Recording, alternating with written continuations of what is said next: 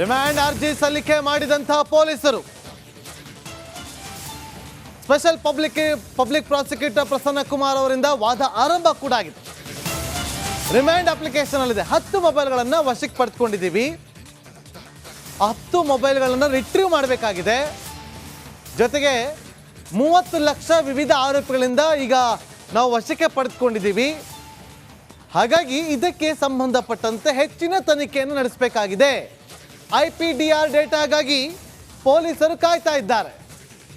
IPDR data ಬಂದ ಬಳಿಕ ಮತ್ತಷ್ಟು ತನಿಖೆಯನ್ನು ಚುರುಕುಗೊಳಿಸಬೇಕಾಗಿದೆ. ಹಾಗಾಗಿ ಕಸ್ಟಡಿಗೆ ಕೊಡಿ ಅಂತೇಳಿ ಮನವಿಯನ್ನು ಮಾಡಿಕೊಳ್ಬೋದು.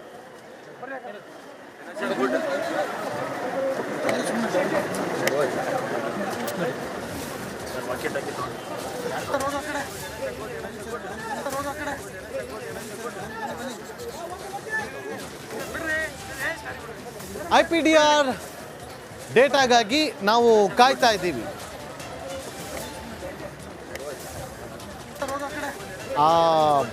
ವಾಟ್ಸಪ್ ಕಾಲ್ಗಳಲ್ಲಿ ಮಾತಾಡ್ಕೊಂಡಿದ್ರು ಅಂತೇಳಿ ಸ್ವಲ್ಪ, ಜೊತೆಗೆ ಯಾರಿಗೆಲ್ಲ ಸಂಪರ್ಕ ಮಾಡಿದ್ರು,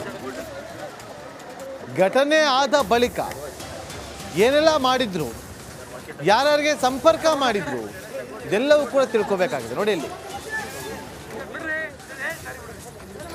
ದರ್ಶನ್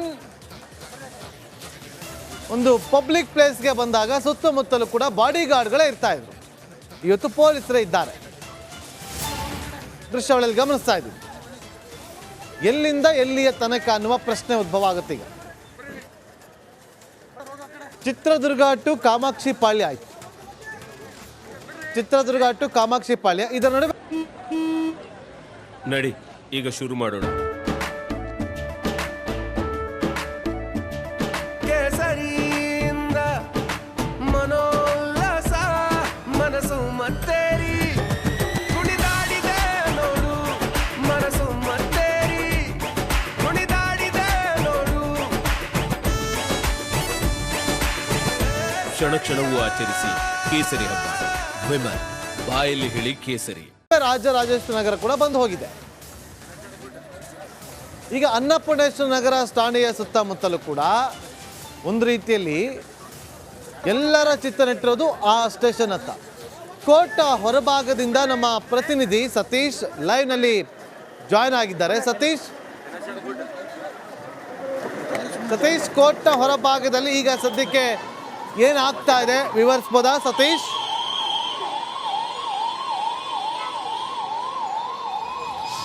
ನಾಗೇಂದ್ರ, ಕೊಲೆ ಪ್ರಕರಣದಲ್ಲಿ ದರ್ಶನ್, ಪವಿತ್ರ ಗೌಡ ಸೇರಿದಂತೆ 16 ಆರೋಪಿಗಳನ್ನು ಕೋರ್ಟ್ ಬಳಿ ಕರ್ಕೊಂಡ್ಬಂದಿದ್ದಾರೆ. ACMM ಕೋರ್ಟ್ ಬಳಿ ಈಗಾಗಲೇ ಕರ್ಕೊಂಡ್ಬಂದಿದ್ದಾರೆ. ನ್ಯಾಯಾಧೀಶರ ಮುಂದೆ ಹಾಜರನ್ನು ಪಡಿಸಿದ್ದಾರೆ. ಈಗ ಕಸ್ಟಡಿ ನಾಳೆಗೆ ಮುಗಿತಾಯಿತು.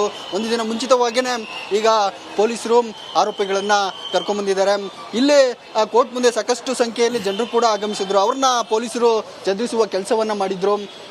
2 ವಾಹನಗಳಲ್ಲಿ, 2 ಪೊಲೀಸ್ ವಾಹನಗಳಲ್ಲಿ ಮತ್ತು ಜೀಪ್ನಲ್ಲಿ ಆರೋಪಿಗಳನ್ನು ಕರ್ಕೊಂಡ್ಬಂದಿದ್ರು. ಆ ನಂತರ ಈಗ ಕೋರ್ಟ್ ಹಾಲ್ ಒಳಗಡೆ ವಿಚಾರಣೆ ನಡೀತಾ ಇದೆ. ಇವತ್ತು ನ್ಯಾಯಾಂಗ ಬಂಧನಕ್ಕೆ ನೀಡುವ ಸಾಧ್ಯತೆ ಇದೆ. ಆ ನಿಟ್ಟಿನಲ್ಲೇ ವಿಚಾರಣೆ ನಡೀತಾ ಇದೆ. ಪೊಲೀಸರು ಎಲ್ಲ ಸಾಕ್ಷ್ಯಗಳನ್ನು ಕಲೆ ಹಾಕಿ ನ್ಯಾಯಾಧೀಶರ ಮುಂದೆ ಎಲ್ಲ ಮಾಹಿತಿಯನ್ನು ನೀಡ್ತಾ ಇದ್ದಾರೆ. ಆರೋಪಿಗಳಿಗೂ ಕೂಡ ನ್ಯಾಯಾಧೀಶರು ಪ್ರಶ್ನೆಗಳನ್ನು ಕೇಳ್ತಾ ಇದ್ದಾರೆ. ಅದೇ ರೀತಿ ಸರ್ಕಾರಿ ಪರ ವಕೀಲರು ಮತ್ತು ಆರೋಪಿ ಪರ ವಕೀಲರು ಕೂಡ ವಾದ ಪ್ರತಿವಾದ ಮಾಡ್ತಾ ಇದ್ದಾರೆ. ಹೀಗಾಗಿನೇ ಇವತ್ತು ನ್ಯಾಯಾಧೀಶರು ಅವರನ್ನ ಕಸ್ಟಡಿಗೆ, ಅಂದರೆ ಪೊಲೀಸ್ ಕಸ್ಟಡಿ ಅವಧಿ ನಾಳೆಗೆ ಮುಗಿದ್ರೂ ಕೂಡ ಇವತ್ತು ಹಾಜರುಪಡಿಸಿರೋದ್ರಿಂದ ಅವರನ್ನ ನ್ಯಾಯಾಂಗ ಬಂಧನಕ್ಕೆ ಕೊಡುವ ಸಾಧ್ಯತೆ ಹೆಚ್ಚಿದೆ. ನಾಗೇಂದ್ರ, ವಿಚಾರಣೆ ನಡೀತಾ ಇದೆ. ಏನೆಲ್ಲ ಆಗುತ್ತೆ ಕಾದು ನೋಡ್ಬೇಕಾಗತ್ತೆ. ಸದ್ಯಕ್ಕಂತೂ ಕೋರ್ಟ್ ಹಾಲ್ ಬಳಿ. ಸತೀಶ್, ಹಾಗೆ ಸಂಪರ್ಕದಲ್ಲಿ ಮತ್ತೆ ನಿಮ್ಮನ್ನ ಸಂಪರ್ಕ ಮಾಡ್ತೀವಿ. ಬ್ರೇಕಿಂಗ್ ಅಪ್ಡೇಟ್ ಲಭ್ಯವಾಗ್ತಾ ಇದೆ. A1 ಇಂದ A5 ಅಂದ್ರೆ accused number 1 to accused number 5, ಇವ್ರು 5 ಜನ 10 ರಿಂದ 15 ದಿನ ಕಸ್ಟಡಿಗೆ ಬೇಕು ಅಂತ ವಾದವನ್ನ ಮಂಡಿಸಿದ್ದಾರೆ, ಮನವಿಯನ್ನ ಮಾಡಿಕೊಳ್ತಿದ್ದಾರೆ. ಮತ್ತಷ್ಟು ವಿಚಾರಣೆಗಾಗಿ ಕಸ್ಟಡಿಗೆ ನೀಡಿ ಅಂತೇಳಿ ಮನವಿಯನ್ನ ಮಾಡಿಕೊಳ್ತಾ ಇದ್ದಾರೆ. ಕೋರ್ಟ್ ಹಾಲ್ನಲ್ಲಿ special public prosecutor Prasanna Kumar ಅವರು ರಿಕ್ವೆಸ್ಟ್ ಮಾಡಿದ್ದಾರೆ ನ್ಯಾಯಾಧೀಶರ ಮುಂದೆ. ಆರೋಪಿ ನಂಬರ್ 1 ಪವಿತ್ರ ಗೌಡ, ಆರೋಪಿ ನಂಬರ್ 2 ದರ್ಶನ್, ಈ ರೀತಿಯಾಗಿ 5 ಜನ ಆರೋಪಿಗಳು A1 ಇಂದ A5 ವರೆಗೂ 5 ಜನ ಆರೋಪಿಗಳು ನಮಗೆ 10 ರಿಂದ 15 ದಿನ ಕಸ್ಟಡಿಗೆ ಬೇಕು ಅಂತೇಳಿ ವಾದವನ್ನ ರಿಕ್ವೆಸ್ಟ್ ಮಾಡ್ತಾ ಇದ್ದಾರೆ. ನೋಡಿ, A16 ಆರೋಪಿ 16ನೇ ಆರೋಪಿ ನ್ಯಾಯಾಧೀಶರ ಎದುರು ಹಾಜರುಪಡಿಸಿರುತ್ತಾರೆ. ಈಗ ತಕ್ಷಣಕ್ಕಲ್ಲಿ ಅಪ್ಡೇಟ್ ನೋಡಿ, ಕೋರ್ಟ್ ಹಾಲಲ್ಲಿ ಏನೇನು ಆಗ್ತಾ ಇದೆ ಅಂತೇಳಿ ನಿಮಗೆ ತಿಳಿಸ್ತಾ ಇದ್ದೀವಿ. ಮುಚ್ಚಿದ ಲಕೋಟೆಯನ್ನ ಸಲ್ಲಿಸಿದ್ದಾರೆ. ಆ ಮುಚ್ಚಿದ ಲಕೋಟೆಯಲ್ಲಿ ತುಂಬಾ ಗಂಭೀರವಾದಂತಹ ವಿಚಾರಗಳಿದೆ ಅನ್ನುವ ಅಪ್ಡೇಟ್ ಸಿಗ್ತಾ ಇದೆ.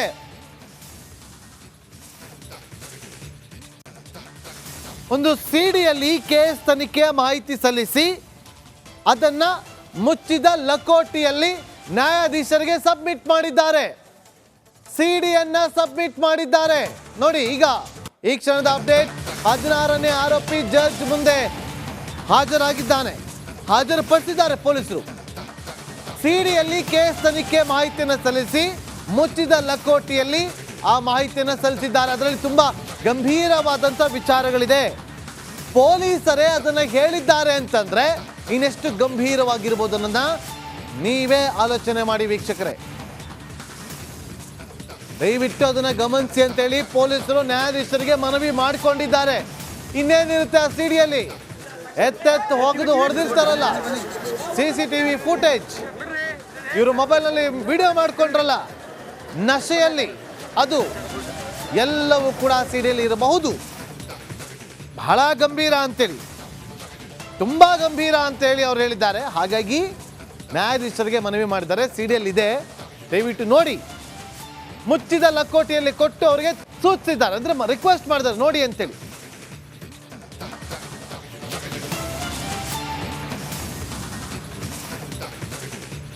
ಹದಿನಾರನೇ ಆರೋಪಿ ಜಡ್ಜ್ ಮುಂದೆ ಹಾಜರುಪಡಿಸಿದ್ರು.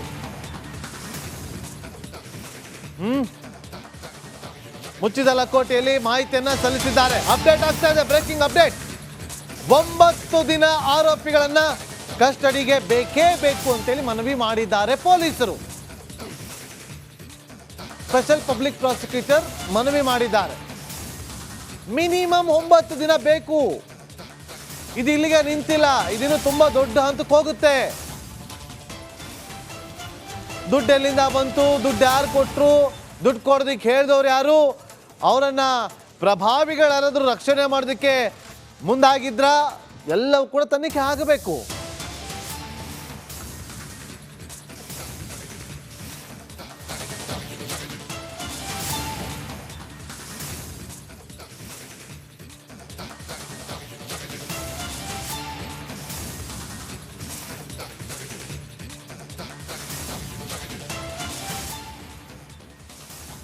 ಮತ್ತಷ್ಟು ವಿಚಾರಣೆಗೆ ಕಸ್ಟಡಿಗೆ ಕೊಡಿ ಅಂತೇಳಿ ಮನವಿಯನ್ನ ಮಾಡ್ಕೊಳ್ತಿದ್ದಾರೆ.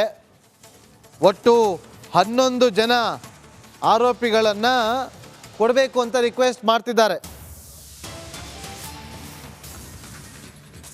ನೋಡಿ, ಆದರೆ ಈಗ ದರ್ಶನ್ ಪರ ವಕೀಲರು ಸುಮ್ಮನೆ ಇರ್ತಾರ? ಖಂಡಿತ ಇಲ್ಲ. ಆಕ್ಷೇಪಣೆ ಸಲ್ಲಿಕೆ ಮಾಡೇ ಮಾಡ್ತಾರೆ. ಇಲ್ಲ, ಅದು ಆಗೋದಿಲ್ಲ ಅಂತೇಳಿ. ಕೋರ್ಟ್ನಲ್ಲಿ ಪ್ರಕ್ರಿಯೆಗಳು ನಡೆಯೋದು ಹೀಗೆ, ಕೋರ್ಟ್ ಪ್ರಕ್ರಿಯೆ. 9 ದಿನ ಆರೋಪಿಗಳನ್ನ ಕಸ್ಟಡಿಗೆ ಕೊಡಿ ಅಂತ ಹೇಳಿ ಮನವಿಯನ್ನ ಮಾಡಿಕೊಂಡಿದ್ದಾರೆ.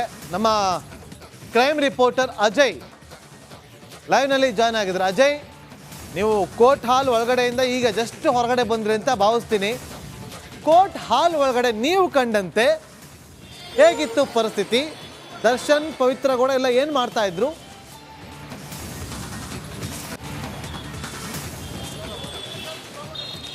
ಖಂಡಿತವಾಗ್ಲೂ ನಾಗೇಂದ್ರ ಬಾಬು, ಈಗಾಗಲೇ ಏನು ಕೋರ್ಟ್ನಲ್ಲಿ ಕೂಡ ಈಗಾಗಲೇ ವಾದ ಪ್ರತಿವಾದ ಕೂಡ ಆಗ್ತಾ ಇರುವಂಥದ್ದು. ಅದರಲ್ಲೂ ಕೂಡ ಏನು SPP ಪ್ರಸನ್ನ ಕುಮಾರ್ ಏನಿದ್ದಾರೆ ಅವರು ಕೂಡ ವಾದವನ್ನು ಮಂಡಿಸ್ತಾ ಇದ್ದಾರೆ.